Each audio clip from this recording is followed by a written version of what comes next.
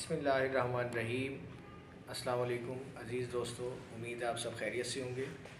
आज की एक मालूमाती वीडियो लेकर उर्दू के हवाले से हाज़िर हुआ हूँ, क्योंकि हमारा एक ये सिलसिला चल रहा है उर्दू की मालूमात के हवाले से, ख़ास तौर पे उर्दू टीचर्स और जो उर्दू के तालिब इल्म हैं, और ख़ास तौर पे वो लोग जो CSS PCS के पेपर देते हैं या कोई और इस तरह के मुकाबले के इम्तिहानात, तो उनमें ये कुछ सवालात पूछे जाते हैं जिनसे आपको काफ़ी आसानी होगी उन जवाबात को देने में। तो आज के हम सवाल की तरफ चलते हैं, आपको दिखाते हैं कि आपसे पूछा जा सकता है कि किन उर्दू शायरों का ताल्लुक़ सियालकोट से था।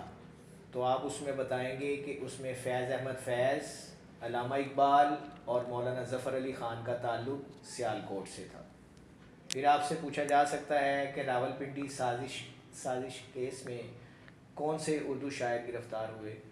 तो आप बताएंगे कि फ़ैज़ अहमद फ़ैज़। तो ये आज के 2 सवालात हैं।